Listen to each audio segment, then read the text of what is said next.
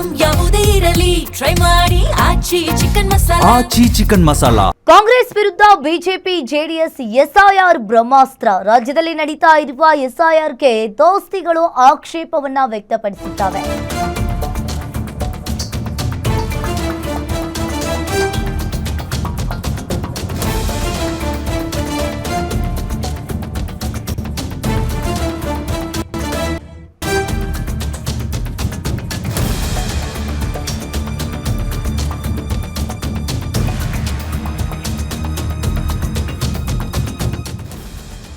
ಇನ್ನು ಕಾಂಗ್ರೆಸ್ ವಿರುದ್ಧ BJP JDS SIR ಬ್ರಹ್ಮಾಸ್ತ್ರ. ರಾಜ್ಯದಲ್ಲಿ ನಡೀತಾ ಇರುವ ಎಸ್ಐಆರ್ಗೆ ದೋಸ್ತಿಗಳು ಆಕ್ಷೇಪವನ್ನ ವ್ಯಕ್ತಪಡಿಸಿದ್ದಾವೆ.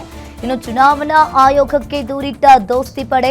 ಎಸ್ಐಆರ್ ಪ್ರಕ್ರಿಯೆ ವೇಳೆ ರಾಜ್ಯದ ಹಲವೆಡೆ ಅಕ್ರಮ ಆರೋಪ ಇಲ್ಲಿ ಕೇಳಿಬಂದಿರುವಂತದ್ದು. ಮುಖ್ಯ ಚುನಾವಣಾ ಅಧಿಕಾರಿಗಳಿಗೆ ಮೈತ್ರಿ ನಾಯಕರಿಂದ ಈಗಾಗಲೇ ದೂರು ಕೂಡ ದಾಖಲಾಗಿದೆ. ಶೇಷಾದ್ರಿ ರಸ್ತೆಯ ಮುಖ್ಯ ಚುನಾವಣಾ ಅಧಿಕಾರಿ ಕಚೇರಿಗೆ ಬಂದು ಸಲ್ಲಿಕೆಯನ್ನ ಮಾಡಿದ್ದಾರೆ. ಕೇಂದ್ರ ಸಚಿವರಾದ ಕುಮಾರಸ್ವಾಮಿ, ಪ್ರಹ್ಲಾದ್ ಜೋಶಿ, ಶೋಭಾ ಕರಂದ್ಲಾಜೆ, ವಿಪಕ್ಷ ನಾಯಕ ಆರ್ ಅಶೋಕ್ ಹಾಗೆ ಸಂಸದ ಗೋವಿಂದ ಕಾರಜೋಳ್, ಎಂಎಲ್ಸಿಗಳಾದ ಸಿಟಿ ರವಿ ಹಾಗೆ ಭೋಜೇಗೌಡ, ಶಾಸಕ ಅಶ್ವಥ್ ನಾರಾಯಣರಿಂದ ದೂರು ದಾಖಲಾಗಿದೆ.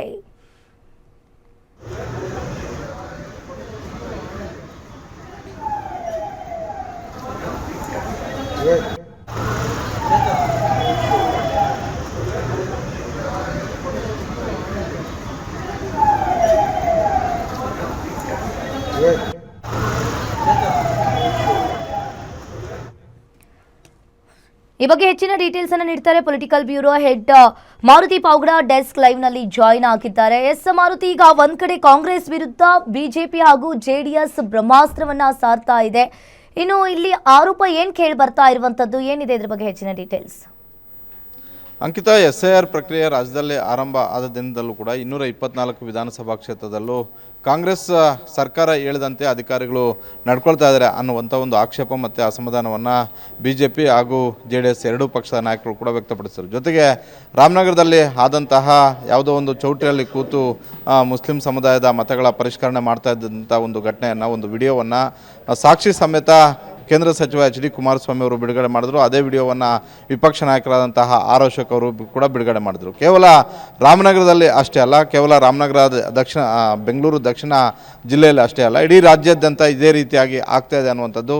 ರಾಜ್ಯದಲ್ಲಿ SIR ಪ್ರಕ್ರಿಯೆಗೆ ಒಳಪಟ್ಟಿರುವಂತಹ ಮಾಡ್ತಾ ಇರುವಂತಹ ಅಧಿಕಾರಿಗಳು, ರಾಜ್ಯ ಸರ್ಕಾರದಲ್ಲಿ ಉನ್ನತ ಸ್ಥಾನದಲ್ಲಿರುವಂತಹ ನಾಯಕರುಗಳು ಏನು ಹೇಳ್ತಾ ಇದ್ದಾರೋ ಅದನ್ನು ಪಾಲನೆ ಮಾಡ್ತಿದ್ದಾರೆ ಬಿಟ್ಟರೆ, ಕೇಂದ್ರ ಚುನಾವಣಾ ಆಯೋಗ ಬಿಡುಗಡೆ ಮಾಡಿರುವಂತಹ ನಿಯಮಗಳನ್ನು ಅನುಸರಿಸ್ತಾ ಇಲ್ಲ ಅನ್ನುವಂಥ ಒಂದು ಆಕ್ಷೇಪವನ್ನು ಹಿಂದೇನೂ ಕೂಡ ವ್ಯಕ್ತಪಡಿಸಿದ್ರು. ಜೊತೆಗೆ ಇದನ್ನು ಕೇಂದ್ರ ಚುನಾವಣಾ ಆಯೋಗದ ಗಮನಕ್ಕೆ ತರುವಂಥ ಒಂದು ಕೆಲಸ HD ಕುಮಾರಸ್ವಾಮಿ ಹಾಗೂ BJPಯ ರಾಜ್ಯಾಧ್ಯಕ್ಷರಾಗಿರುವಂಥ ವಿಜೇಂದ್ರ ಹಾಗೂ ಶೋಭಾ ಕರಂದ್ಲಾಜೆ ಸೇರಿದಂತೆ ಹಲವು ಆರ್ ಅಶೋಕ್ ಸೇರಿದಂತೆ ಹಲವು BJP ನಾಯಕರು ಕೂಡ ಮಾಡಿದ್ರು. ಇವತ್ತು ಅದು ಮುಂದುವರೆದ ಭಾಗ ಚುನಾವಣಾ ಆಯೋಗಕ್ಕೆ ಭೇಟಿ ಕೊಟ್ಟು ಅಧಿಕೃತವಾಗಿ ದೂರನ್ನು ಕೂಡ ಕೊಟ್ಟಿದ್ದಾರೆ. ಒಂದು ಮಾಸ್ ಆಗಿ ಈ ರೀತಿಯಾಗಿ ಪರಿಷ್ಕರಣೆಯನ್ನು ಮಾಡ್ತಾ ಇರುವಂಥದ್ದು. ಪ್ರತಿ ಮನೆಗೂ ಕೂಡ BLOಗಳು ಹೋಗಬೇಕು, ಅರ್ಜಿಯನ್ನು ಕೊಡಬೇಕು, ಅರ್ಜಿಯನ್ನು ತುಂಬಬೇಕು, ಅದಾದ ಬಳಿಕ ಪ್ರಕ್ರಿಯೆಯನ್ನು ಕಂಪ್ಲೀಟ್ ಮಾಡಬೇಕು. ಆದರೆ ರಾಜ್ಯದಲ್ಲಿ ಆ ರೀತಿಯಾಗಿ ಆಗ್ತಾ ಇಲ್ಲ. ಕೆಲವೊಂದು ಕಡೆ ಚೌಟ್ರಿಗಳಲ್ಲಿ ಕೂತ್ಕೊಂಡು ಅಧಿಕಾರಿಗಳು ಕೆಲಸ ಮಾಡ್ತಾಯಿದ್ದಾರೆ, ಕೆಲವೊಂದು ಕಡೆ ಅಂಗನವಾಡಿಗಳಲ್ಲೇ ಅರ್ಜಿಗಳನ್ನು ಕೊಡ್ತಾ ಇದ್ದಾರೆ. ಹೀಗಾಗಿ